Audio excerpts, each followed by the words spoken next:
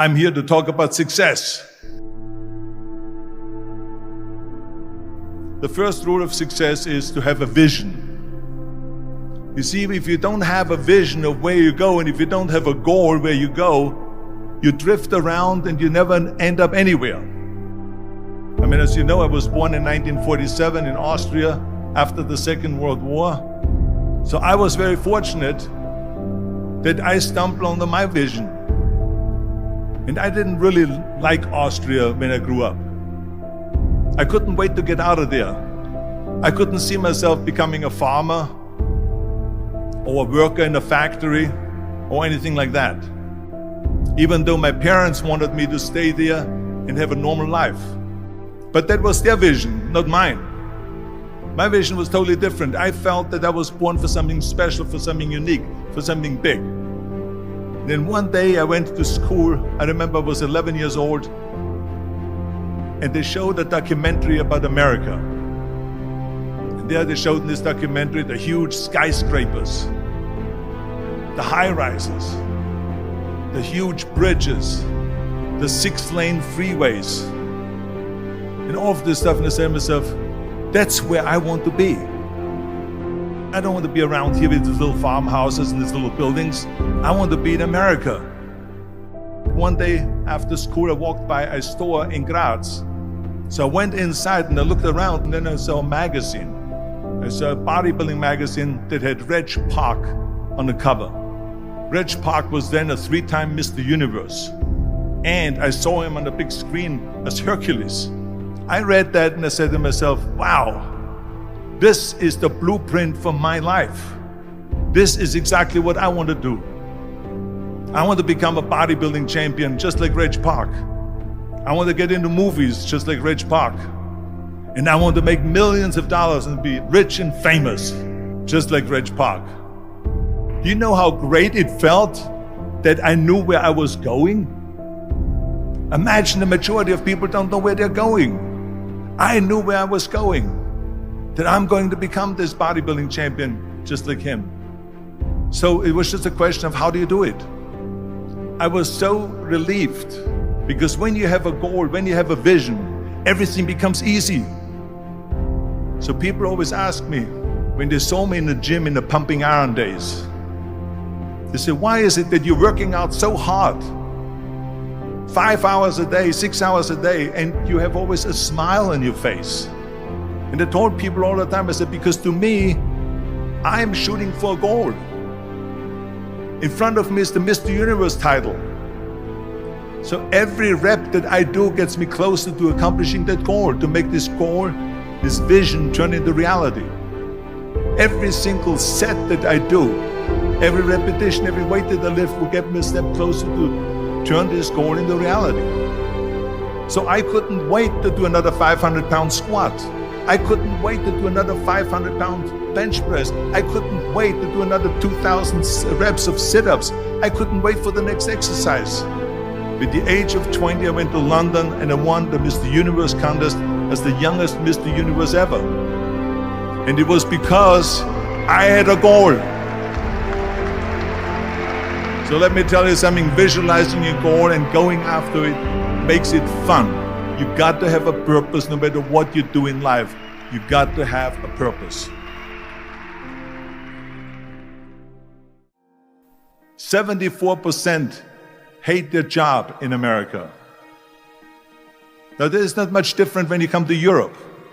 The majority of people don't like what they're doing, because they're really not doing it because they didn't have a goal and they followed this goal.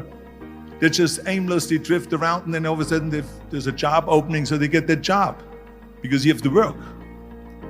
But then when you work, it's a chore. It's work. It's not fun. So if you think about, only a quarter of the people really enjoy what they're doing in life. That is unbelievable if you think about it. So I felt so blessed that I knew what I was doing. It's like a medical student that studies and knows he wants to become a doctor. You know where to go. And the same thing is also in politics. I remember that in politics, I had a very clear vision that I will be the leader of California, That's as far as I could go because I was not born in America, so I could not run for president. So being the governor of the fifth largest state, the largest state, the fifth largest economy in the world, was for me really the ultimate title, the ultimate accomplishment in politics. So even though people came up to me and says, why don't you go and run for something smaller, you're never gonna make it. I ran for governor, and then 2 months later I became governor of the state of California. Again, because I had a very clear vision what I'm gonna do with California. So that's rule number one, have a vision. Rule number two is, don't listen to the naysayers.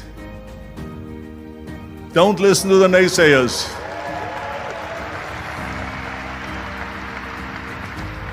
Everything I ever did, the thing that I heard out of people's mouth was, that's impossible.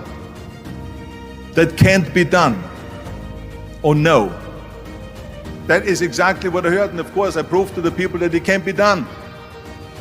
So whenever someone said to me, it can't be done, I heard it can be done. When they said no, I heard yes. And when they said it's impossible, I heard it is possible.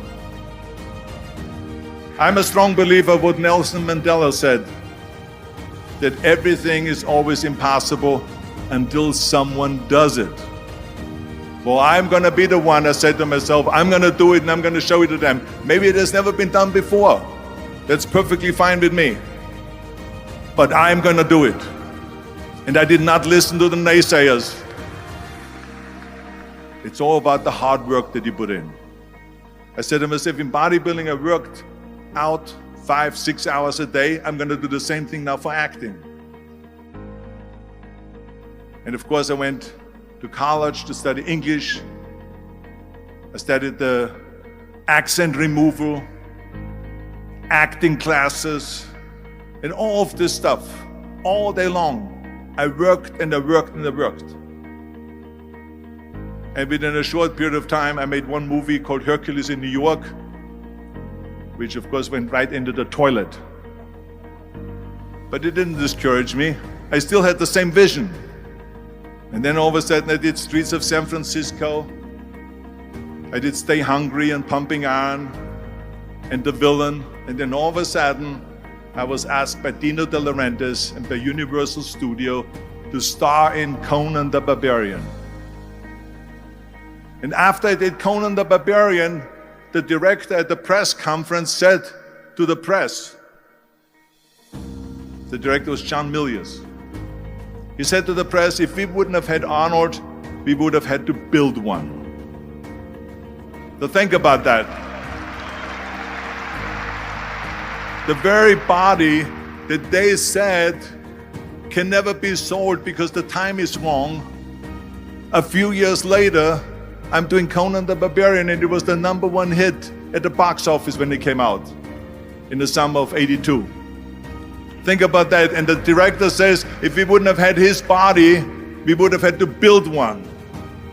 So all of a sudden, my body became an asset, not a liability. And the same thing was with Terminator. After we were finished filming Terminator, Jim Cameron said to the press, if Arnold wouldn't have had that accent and talked like a machine, I think the movie wouldn't have worked. So think about that. The body and the accent that they attacked was an asset. But I didn't listen to those losers. I didn't listen to them at all. It's just the reality of it is that you cannot listen to the naysayers. So this is a very important lesson for all of you. So when someone says, no, this is a stupid idea, you in your mind, you don't have to say it, but in your mind just say to yourself, you're an asshole. What do you know?